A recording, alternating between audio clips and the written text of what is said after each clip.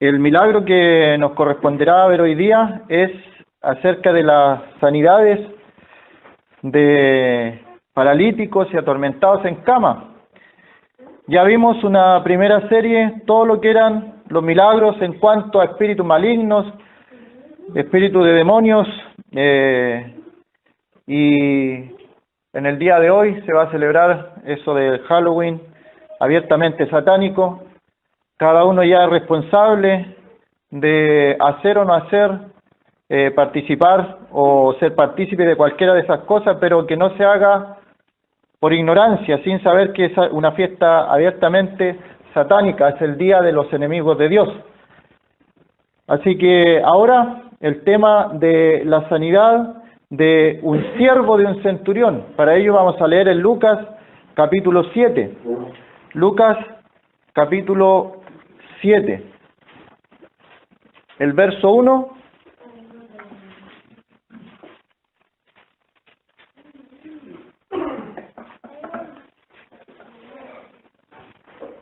Lucas 7, versículo 1. Después que hubo terminado todas sus palabras al pueblo que le oía, entró en Capernaum, y el siervo de un centurión, a quien éste quería mucho, estaba enfermo y a punto de morir. Cuando el centurión oyó hablar de Jesús, le envió unos ancianos de los judíos, rogándole que viniese y sanase a su siervo. Y ellos vinieron a Jesús y le rogaron con solicitud, diciéndole: es digno de que le concedas esto, porque ama a nuestra nación y nos edificó una sinagoga.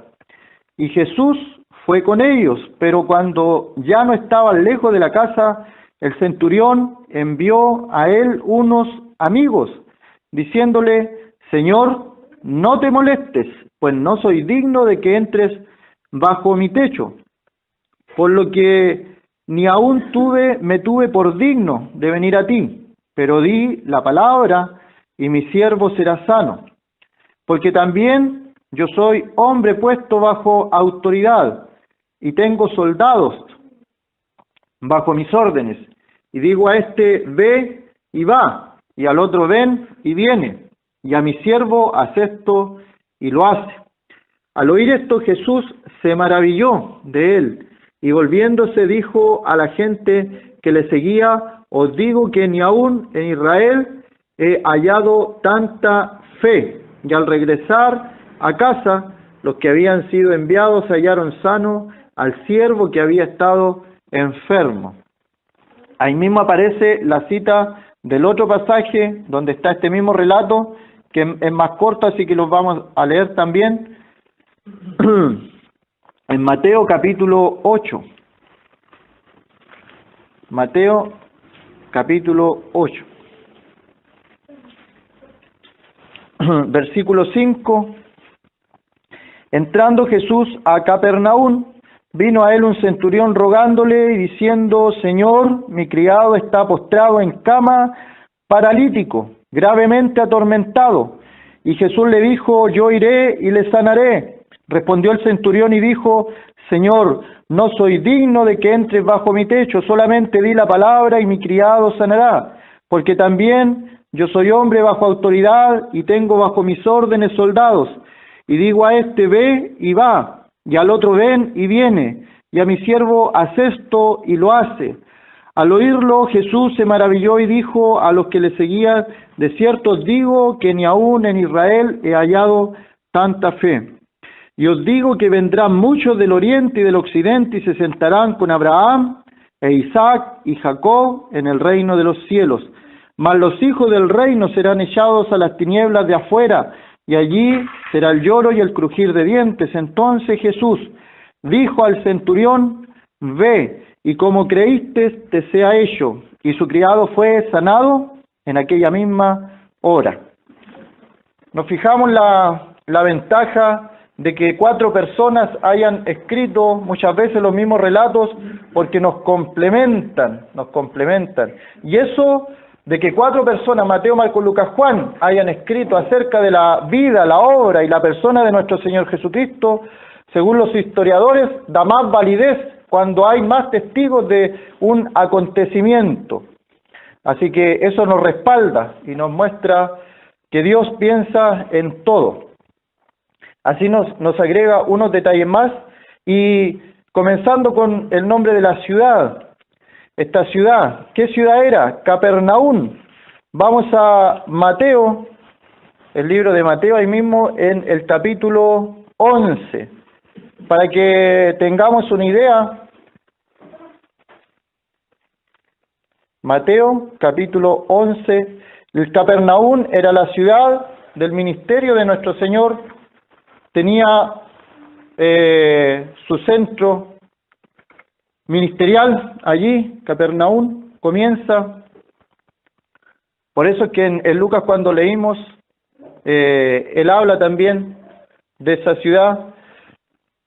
Capítulo 11, versículo 23 dice, y tú, Capernaum, que eres levantada hasta el cielo, hasta el Hades serás abatida, porque si en Sodoma se hubiesen hecho los milagros que han sido hechos en ti, habría permanecido hasta el día de hoy. Por tanto os digo que en el día del juicio será más tolerable el castigo para la tierra de Sodoma que para ti. Y aquí una primera reflexión. Este siervo del centurión vivía en Capernaum, una ciudad bendecida. Y podemos pensar en nosotros, en nuestra ciudad, cuánta bendición, cuánto nos ha bendecido el Señor. Hay congregaciones por todos lados. Nadie podría decir que no conoce una congregación en nuestra ciudad. Y se predica el Evangelio, se escuchan himnos en las calles, la gente predica. Es un privilegio. Pero también una responsabilidad. En la ciudad de Capernaum, aquí tengo anotado, 9 de los 36 milagros que se hicieron por parte del Señor fueron realizados en esta ciudad. La curación del siervo del centurión que vamos a ver hoy día, la sanación de la suegra de Pedro, la sanación de un endemoniado, el paralítico que bajaron por el techo cuando 4 amigos llevan a un paralítico, la mujer con el flujo de sangre, la hija de Jairo que el Señor resucitó también, y acordémonos que en ese acontecimiento se burlaban de él, porque él decía la niña no está muerta, solo duerme, y la gente se burlaba de nuestro Señor. La curación de 2 ciegos, un endemoniado mudo, que en los milagros de los espíritus lo vimos, y cuando el Señor paga el impuesto de él y de Pedro, aunque él no tenía que pagarlo, pero dice a Pedro que vaya y el primer pez y abre el pez y ahí está para pagar los impuestos. Ese milagro fue hecho en aquella ciudad de Capernaum. Así que ese es Capernaum, eres levantada hasta el cielo, milagros portentosos hechos en esta ciudad de Capernaum, por lo tanto el juicio va a ser mayor a esa ciudad que para, como dice el versículo 24, más tolerable el juicio y el castigo para Sodoma que para ti. Y podemos hacer la comparación con nosotros, nuestra ciudad. ¿Cuántas ciudades en Chile y en nuestra misma región no tienen un testimonio de asamblea de hermanos congregados en nombre del Señor?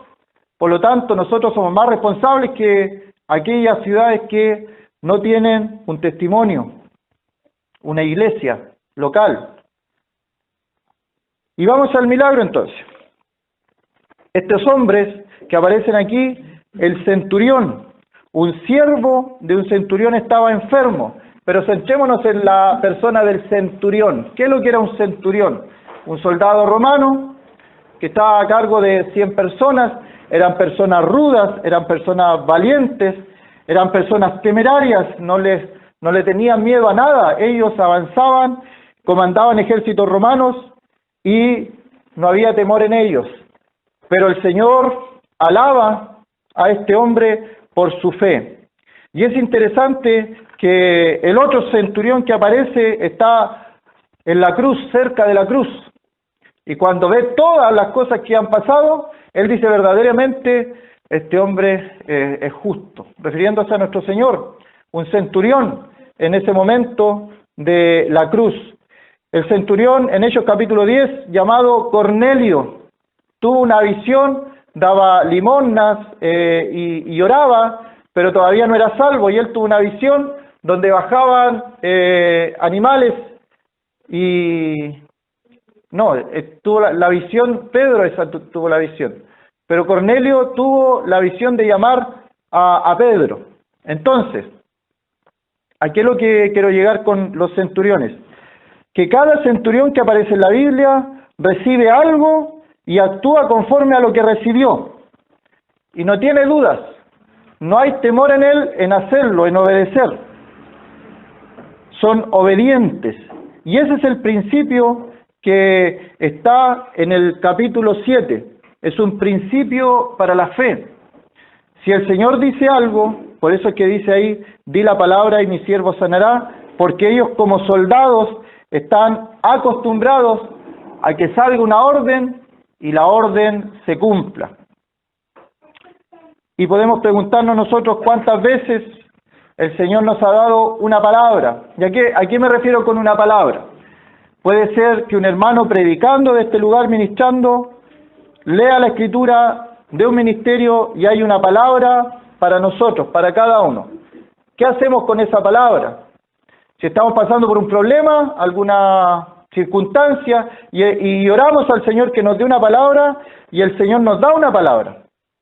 ¿Qué hacemos con esa palabra que el Señor nos dio? ¿Dudamos? ¿Pensamos que qué casualidad? Justo lo que yo estaba pidiendo o esperando, pero no es casualidad. Nada es casualidad. Entonces, el versículo 2 dice, a quien éste quería mucho, estaba enfermo a punto de morir. Tenemos una ciudad llena de milagros, tenemos a un hombre que es obediente porque él es un soldado y los soldados reciben una orden y obedecen. Así también el Señor le enseña algo a cada uno de nosotros acerca de este principio. Hay gente bajo sus órdenes. A uno les dice va y va, al otro ven y viene, porque son sus siervos. Al siervo le dice haz esto y lo hace. El Señor cuando hacía un milagro, además de sanar a la persona, nos quiere enseñar algo a nosotros acerca de los principios celestiales, de los principios espirituales. Y en este evento de la sanación del siervo del centurión, el principio es, primero, las órdenes que el Señor da. También hay otro principio, que el reino de los cielos se maneja a través de órdenes. En el libro de Daniel hay un ejemplo de un ángel, y el ángel va donde Daniel y dice que cuando él recibió la orden, él fue donde Daniel. Aparece también que le interrumpe el príncipe de Persia, y hay una pelea ahí, en el mundo espiritual, en los cielos, pero hay siervos, hay ángeles ministrando. El libro de Hebreos también nos habla de ángeles ministradores, y cada uno de nosotros tiene por lo menos dos ángeles, porque dice a sus ángeles. Y el otro principio, cuando se da la orden a través de una palabra, se puede creer o se puede dudar. Y el Señor nos invita siempre a creer que lo que no vemos, creer que lo que esperamos va a llegar, creer que lo que no vemos va a ser real, y es un principio que está en Hebreos capítulo 11 también. La fe es la certeza de lo que se espera, la convicción de lo que no se ve. Y nosotros sabemos eso, son textos que lo sabemos de memoria, pero cuando llega algo, una palabra, y el Señor nos muestra algo, dudamos. Al contrario de este hombre, ¿qué es lo que hizo este hombre? Este hombre era soldado, recordémonos, recibía una orden y hacía algo. Y él también daba órdenes a sus siervos, a sus soldados, y los soldados obedecían. Y él le dice, yo soy así, por lo tanto creo que tú puedes sanar a mi siervo. ¿Cuál es el principio que está mostrando ahí, por el cual el Señor le alabó y dijo, ni en Israel he hallado tanta fe? El principio ahí es que el mundo espiritual funciona con jerarquía. El mundo espiritual funciona desde la cabeza, que es Dios, hacia abajo, y lo más cercano a nosotros podrían ser los varones con vestiduras blancas o ángeles. Estos ángeles aparecen por primera vez cuando el hombre peca y es sellado del huerto del Edén. En Génesis capítulo 3 lo podemos leer, porque en la creación no se menciona nada, aparecen los 7 días de la creación, y no hay mención de estos seres. Pero luego, de repente, aparecen estos ángeles. Dice Génesis 3, versículo 23, y lo sacó Jehová del huerto del Edén para que labrase la tierra de que fue tomado. Echó pues fuera al hombre y puso al oriente del huerto de Edén querubines y una espada encendida que se revolvía por todos lados para guardar el camino del árbol de la vida. Ahí tenemos la creación. Los primeros capítulos se describe todo lo que Dios creó, que todo era bueno en gran manera, pero en ningún versículo se ve la creación de estos querubines o creación de ángeles. Pero en los salmos aparece cómo ellos se alegraban, se gozaban de la creación también. Y todo el mundo espiritual que funciona a través de órdenes es otra situación para ellos. Los ángeles que pecaron, que no guardaron su dignidad, están encerrados en prisiones de oscuridad. No se menciona la salvación para los ángeles que pecaron. No se menciona un plan de salvación para los ángeles. Ellos no tienen el privilegio que tiene el ser humano, de ser salvados. No tienen el privilegio de predicar el Evangelio. No tienen ese privilegio lo tiene el ser humano. Son parecidos a nosotros en apariencia. La gente cuando los veía, ¿cómo los describía? Varones con vestiduras blancas, sus rostros resplandecientes, como un relámpago, ese color del relámpago, ese color blanco, luminoso, sus rostros. La velocidad, Daniel lo describe como rápidos, fuertes, en gran manera, son mucho más inteligentes que el hombre, inteligencia, sabiduría, ellos se gozan también, tienen sentimientos, todas esas son características de los ángeles. Y Dios en la antigüedad siempre se presenta como Jehová de los ejércitos, Jehová de los ejércitos. Y Él tiene un ejército y por eso Él manda, y de ahí para abajo está todo el ejército celestial a sus órdenes. Y ese es el principio en el caso del milagro del centurión. Así como el centurión da órdenes y sus soldados le obedecen, Él nos enseña algo acerca del reino espiritual de Dios. Muchas veces creo que hemos podido ser ayudados nosotros los seres humanos por ángeles. Y hay testimonios en un libro que nos llegó también de la biblioteca de la asamblea, aparece, vale la pena orar, y al final de ese librito aparecen testimonios refiriéndose a los ángeles. Hermanos predicando también en el Ecuador, allí también mencionan que en su muerte, cuando ellos, los indígenas, con unas lanzas lo atraviesan, al final de ese episodio lamentable, los indígenas se alejan porque ven que se abren los cielos y aparecen unas figuras que ellos las describen, parecían las descripciones que aparecían en la Biblia, ya refiriéndose a ángeles, a seres espirituales. ¿Qué otro principio? Si bien hay jerarquía, si bien hay soldados, si bien hay un orden establecido y Dios es como el general y de ahí para abajo tiene varios seres espirituales, mucha gente habla de ángeles y los toma a todos en un mismo saco. Pero hay querubines, hay serafines, hay seres vivientes, hay varones con vestiduras blancas.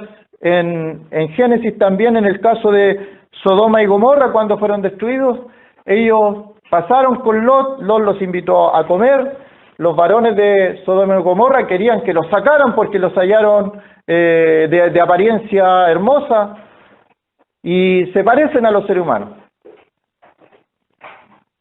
Varones con vestiduras blancas.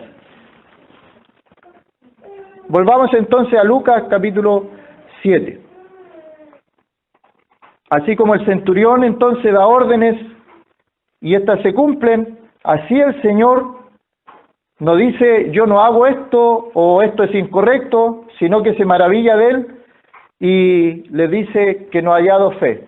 Algo comprendió el centurión del mundo espiritual a través de su fe. Y él creyó que ni siquiera el Señor tenía que ir a la casa de la persona, solamente decir una palabra.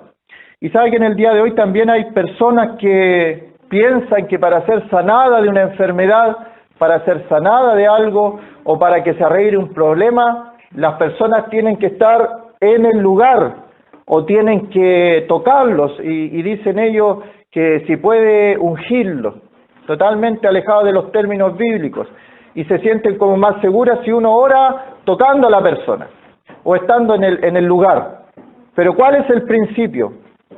La oración puede mover las cosas espirituales. Daniel oró en la tierra. ¿Y dónde fue dada la orden? En el cielo. Y cuando fue dada la orden, apareció el ángel y fue donde Daniel. Demoró un poco. ¿Y por qué demoró un poco? Porque le interrumpió el ángel de... leámoslo mejor en Daniel.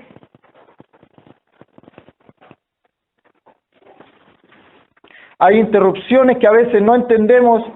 Estamos orando por algo y de repente la oración, la respuesta demora un poco, pero no hay que dudar. Si estamos orando conforme a la voluntad de Dios, si estamos orando conforme a lo que Él quiere, dice Daniel capítulo 9. Daniel capítulo 9. Versículo 20. Aún estaba hablando y orando y confesando mi pecado y el pecado de mi pueblo y derramaba mi ruego delante de Jehová, mi Dios, por el monte santo de mi Dios. Aún estaba hablando en oración cuando el varón Gabriel, a quien había visto en la visión al principio, volando con presteza, otra característica de los ángeles, vino a mí como a la hora del sacrificio de la tarde. Versículo 23. Al principio de tus ruegos fue dada la orden. Ahí está, al principio de los ruegos de Daniel fue dada la orden. Y yo he venido para enseñártela porque tú eres muy amado. Entiende pues la orden y entiende la visión. Cuando Daniel ora aquí en la tierra, ¿dónde se da la orden? En el cielo. ¿Estamos orando por algo? Eso es lo que el centurión, eso es lo que el Señor alaba al centurión, que como el centurión tuvo esa fe de comprender algo que solamente era en el mundo espiritual. En el mundo espiritual. Di la palabra, da la orden. Esa enfermedad se puede ir con la palabra, con tu orden. Aquí dice, al principio de tu ruego fue dada la orden. El versículo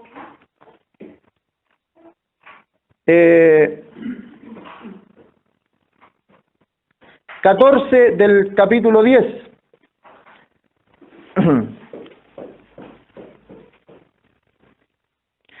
El capítulo 10, versículo 13.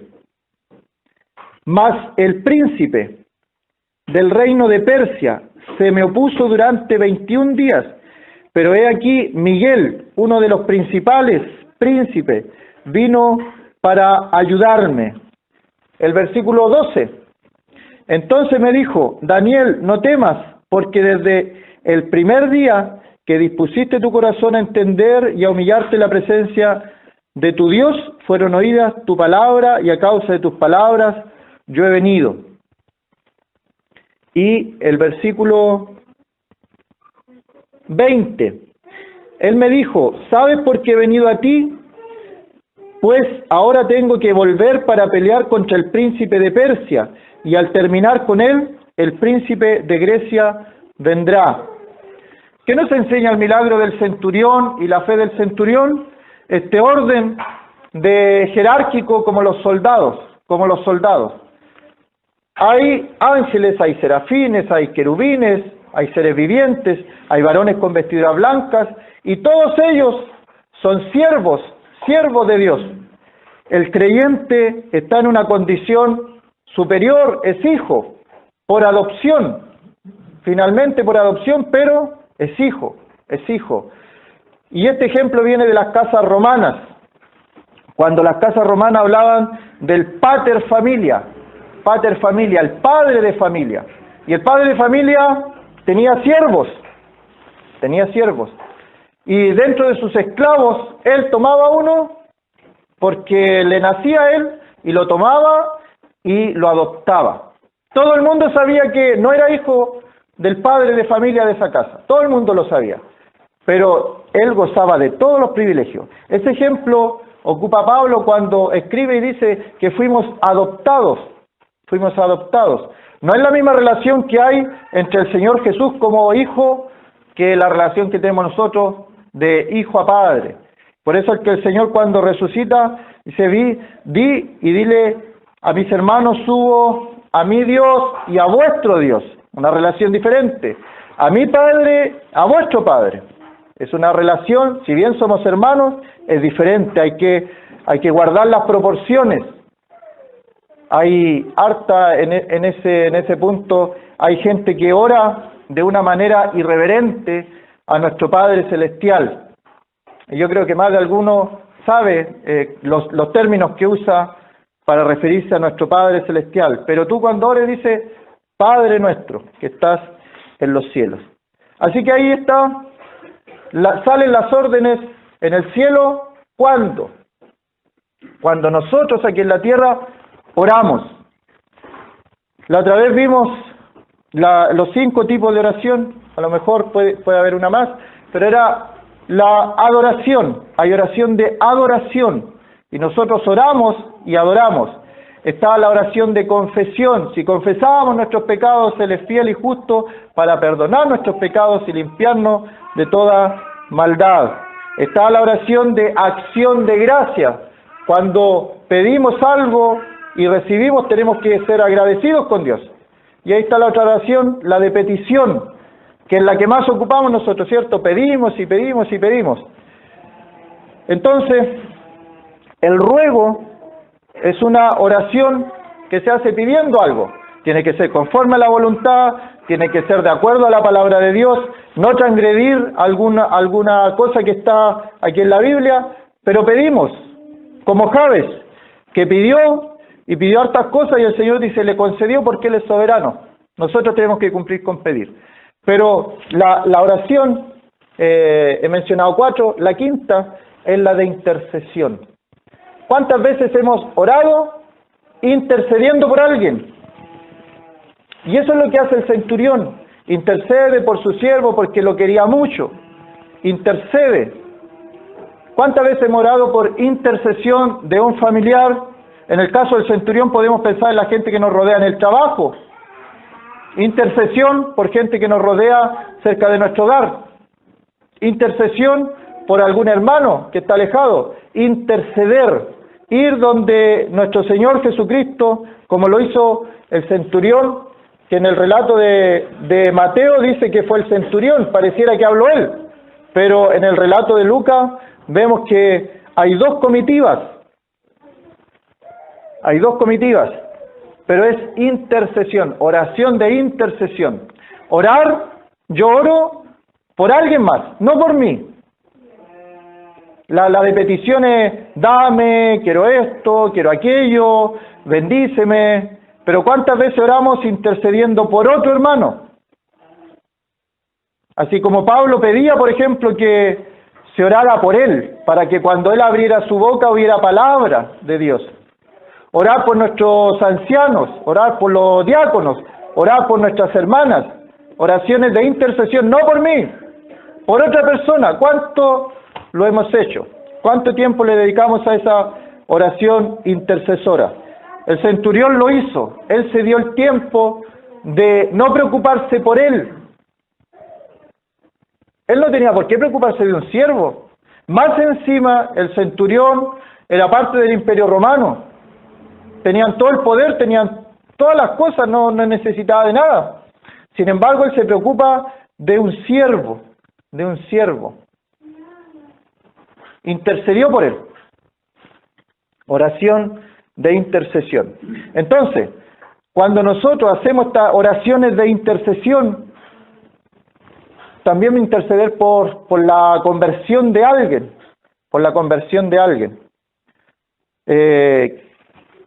voy a mencionarlo porque se me vino a la mente, no es casualidad, acerca de la oración. Hay un caso que está en las anécdotas de una madre que oraba por su hijo. Oraba que no se muriera porque iba a morir de una enfermedad terrible. Y oró, y se vio por todos los medios que la voluntad del Señor era que ese hijo muriera. El Señor mostró claramente su voluntad, el hijo muere. Y esta señora se aferró a la parábola de la viuda con el juez injusto, insistir en la oración. Ya el Señor dijo que no, insistió.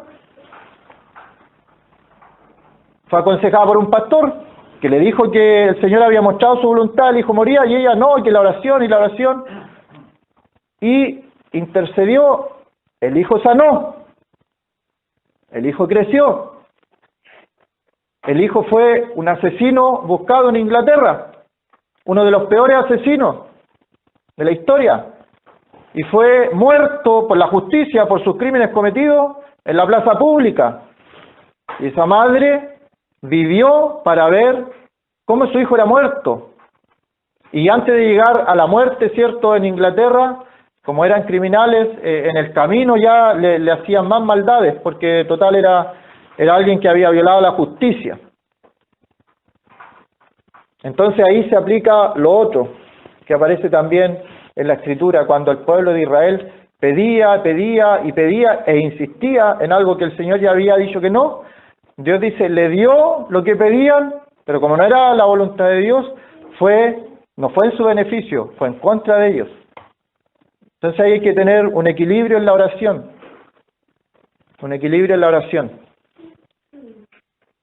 Este centurión intercedió por el siervo. Y también me llama la atención otros principios que aparecen aquí. Dice el 4. Bueno, el 3 menciona lo que yo decía de los ancianos. Le envió unos ancianos. Y en el versículo 6 dice, envió a él unos amigos. O sea, Mateo nos dice, pareciera que conversó el centurión con el Señor, pero Lucas nos da más detalle que primero envía ancianos y después envía a unos amigos, pero siempre para interceder por este siervo. Versículo 4. Ellos vinieron a Jesús y le rogaron con solicitud, diciéndole, es digno que le concedas esto. Pensemos en esa frase, es digno.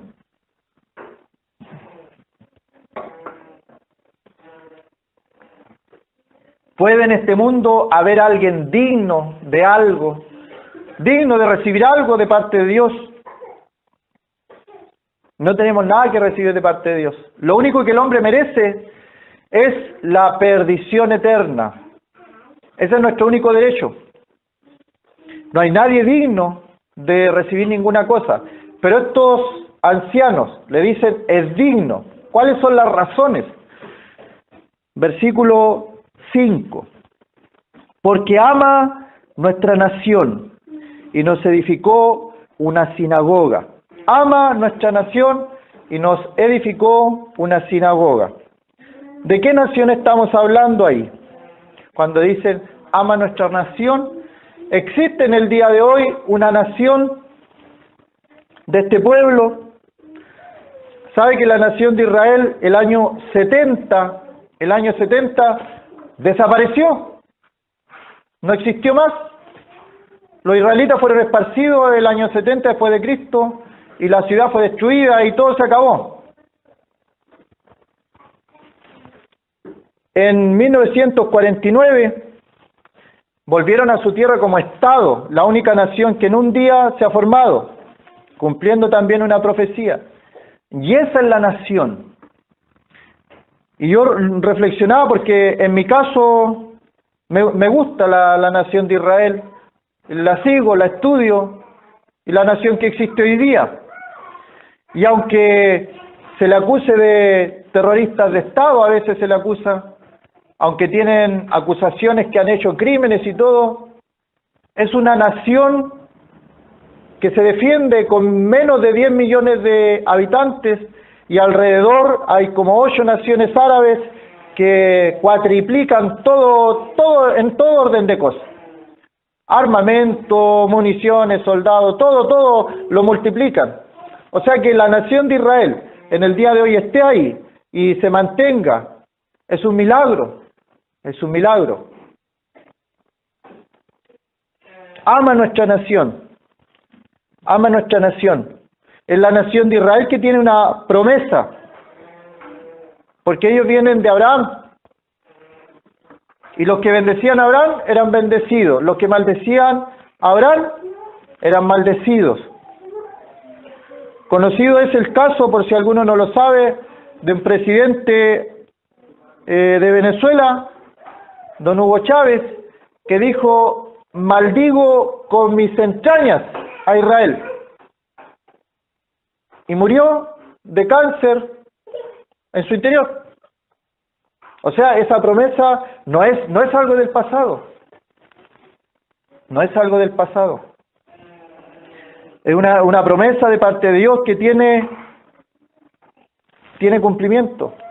Los que bendigan al pueblo de Israel van a ser bendecidos.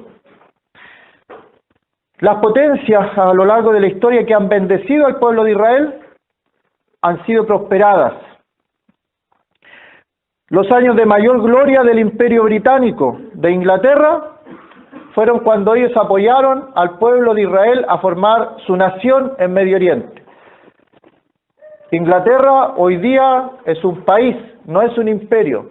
¿Cuándo comenzó la decadencia del Imperio Británico y solamente quedó en un país, en una isla, en Europa, aislada? Fue cuando ellos fueron en contra del pueblo de Israel. Allí comenzó el declive de ese gran imperio. Estados Unidos, potencia mundial. ¿Cuándo fue el mayor poderío que ellos alcanzaron? Cuando eran socios, aliados, amigos del pueblo del Estado de Israel. En el día de hoy no lo son y cada vez se alejan más y hacen más alianza con pueblos enemigos del pueblo de Israel. ¿Casualidad? ¿Coincidencia? No hay coincidencia, no hay casualidades. Ama a nuestra nación, como creyentes, como cristianos. Nosotros somos el pueblo espiritual de Dios. Somos el pueblo espiritual de Dios. Somos hijos de Dios, somos la iglesia del Dios viviente. Nada tenemos que ver con Israel, ni con guardar sus costumbres, ni nada de eso. Pero el pueblo de Israel es el pueblo terrenal de Dios. De entre todos los pueblos que habían en la tierra, habían imperios, grandes imperios, y Dios no lo eligió un pueblo insignificante. Y ese pueblo lo amó y dice que en la niña de sus ojos. Y si alguien daña a Israel es como si estuviera dañando a Dios o agrediendo en contra de Dios. Ama a nuestra nación. Como creyentes, oramos por Israel. Orad, dice un salmo, por la paz de Jerusalén. ¿Cuántas veces ha orado usted por la paz en Jerusalén? ¿O ha visto las noticias y no ha hecho nada y caen misiles sobre Jerusalén, sobre Israel? Y que pase nomás. Orad por la paz de Jerusalén. Bendita la nación, otro salmo, bendita la nación cuyo Dios es Jehová. De todas las naciones del mundo, ¿cuál es la única que su presidente, su líder máximo ha sido Dios? Es Israel. Ninguna más. Ninguna más. Es Israel. Ama nuestra nación. Como creyentes, amamos en esa nación. el pueblo alemán, Segunda Guerra Mundial. Mayoría del pueblo alemán, luteranos, protestantes, evangélicos, cristianos. Más del 70% del pueblo alemán era cristiano. Y el pueblo alemán acogió las ideas de una persona que mataran al pueblo judío, lo persiguieran, hasta casi el exterminio. Campo de concentración, bueno, la historia es sabida. ¿Por qué pasó eso? Porque a alguien se le ocurrió que ya el pueblo de Israel estaba desechado. A los famosos teólogos. Dentro de los libros de Hitler, dentro de sus libros que él ocupaba, habían frases textuales de Martín Lutero.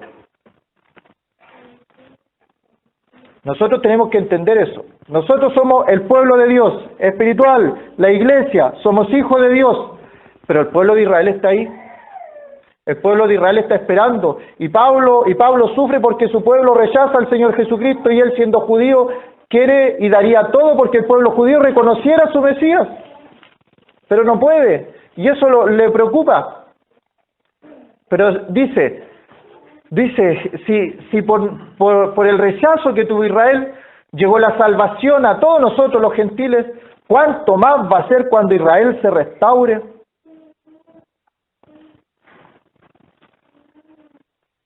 Y en la gran tribulación, en aquellos 7 años, van a ser los judíos, los israelitas, que van a predicar. 144.000 sellados. No son de otra congregación, son judíos, 12.000 de cada tribu. Ellos van a predicar. Ama nuestra nación, tiene un propósito eternal aquella nación. Y dice, nos edificó una sinagoga, un lugar para congregarse el pueblo de Dios. Y eso yo lo apliqué o quiero hacer la reflexión de que este es nuestro lugar. Y también hay una bendición por bendecir este lugar. Dios no es deudor de nadie. Ni siquiera un vaso de agua que se le da a un siervo de Dios va a quedar sin recompensa. Nada. Por lo tanto, si algún hermano no sabe, hay plena libertad para hacer cosas por este lugar.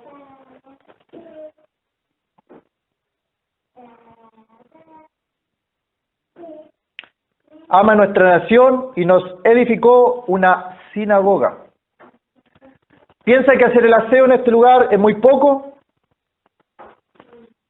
¿Es algo que no se ve, que nadie lo ve, que nadie lo nota?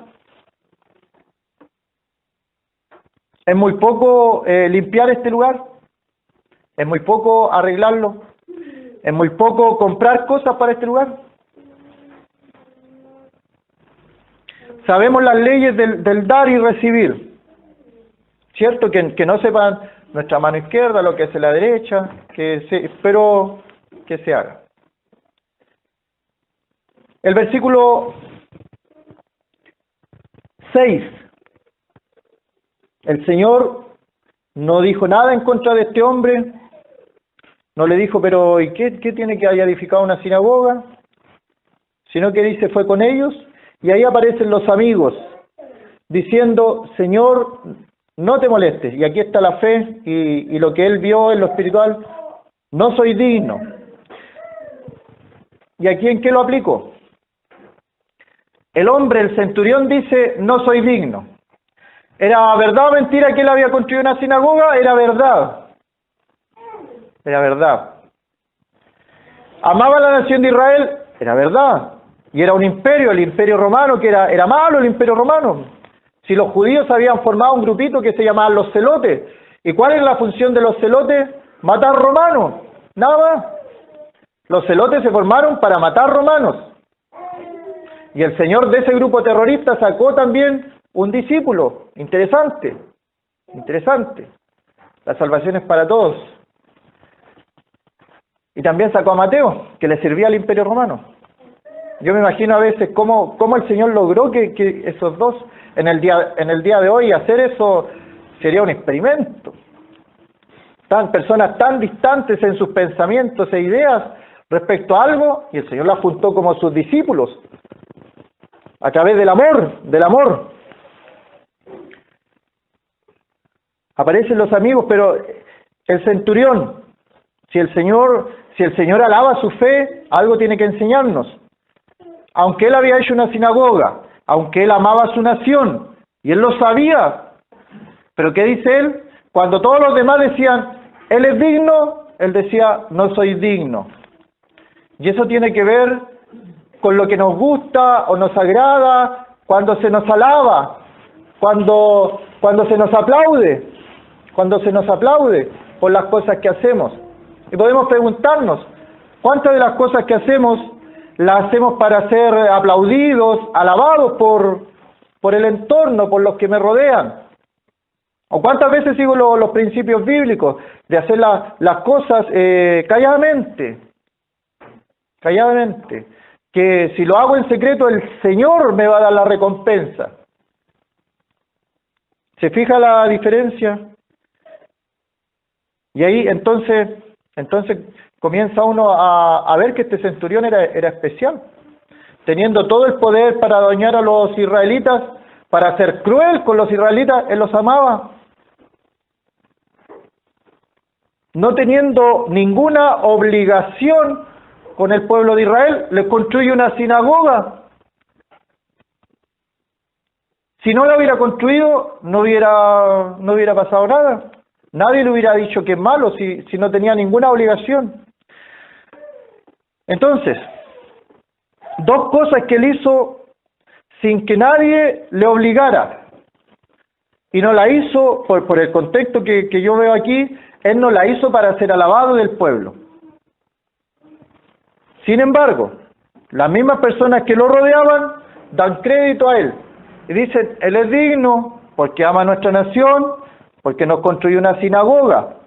Es una persona digna. Y aparece el centurión enviando amigos y dice, no soy digno. Es una fe tremenda. ¿Cuántas veces pedimos algo al Señor y dentro de nuestro corazón por ahí pensamos que somos dignos de recibir lo que estamos pidiendo? Le estamos pidiendo algo a Dios y por dentro pensamos y decimos, tiene que concedérmelo Dios, pues si yo también he hecho algunas cosas por Él. El centurión no era así. El centurión, Señor, no soy digno, no te molestes en venir a mi casa, pues no soy digno de que entres bajo mi techo, por lo que ni aún me tuve por digno de venir a ti. Pero di la palabra y mi siervo sanará. Y eso tiene que ver con la oración también.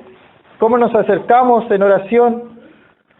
¿Consideramos ese privilegio que tenemos de acercarnos y conversar con Dios como si estuviéramos viendo cara a cara? Porque cuando oramos entramos al trono de la gracia para hallar gracia y oportuno socorro. Y a veces uno en la oración siente como que la oración no pasa más allá del techo. Estamos hablando con Dios, con nuestro Padre. Y creamos que cuando pedimos algo, el Señor solamente tiene que dar la orden y nada más. Y si pedimos algo y oramos por algo y no lo recibimos, pensemos, tal vez la respuesta es no. Y es de beneficio tal vez, como el caso que mencioné de aquella madre que oraba por la sanidad de su hijo y después, años después, lo vio morir de la peor forma posible. Bueno, el resultado final, versículo 10. Hallaron sano al siervo que había estado enfermo, estaba postrado, estaba paralítico, dice el otro pasaje. El Señor lo sanó. Para el Señor no hay nada imposible. No hay nada imposible. Bueno, si alguno de los hermanos que está aquí no sabe, el diagnóstico mío era paralítico total, de por vida. De por vida. 8 doctores dijeron eso. Y yo, recién llevaba con meses de convertido, un año, menos de un año de convertido, me acuerdo de la predicación de un hermano de este lugar que mencionó un texto. Y yo, en base a ese texto, me aferré. Eso es cuando el Señor, y yo le decía, Señor, esa palabra tú la dijiste, yo me tomo de eso. ¿Cuál era el texto? El Señor no pondrá más carga de la que nosotros podamos soportar. Y cada vez que oraba, era ese texto. Bueno, y Hebreos 11. Cuando mi mamá iba y decía, ¿quiere que le leamos algo? Hebreo 11. La fe. Pero si el Señor dijo, y ese es el razonamiento, si el Señor dijo, no pondré más carga de la que pueda soportar, yo decía, yo no puedo soportar. Y tu palabra dice, no pondrás más carga de la que podamos soportar. Eso es creer a una palabra de Dios. Creer a una palabra de Dios. Algunos, el texto, ¿cierto? Dice, serás salvo tú y tu casa. Es una palabra que dijo Dios. La reclamamos, la creemos. Señor, usted dijo que seré salvo yo y toda mi casa. Hay gente de mi casa que todavía no es salvo. Hay gente de mi casa que todavía es rebelde. Pero tu palabra dice, serás salvo tú y tu casa. Tomar esas palabras. Que el Señor bendiga su palabra. Amén.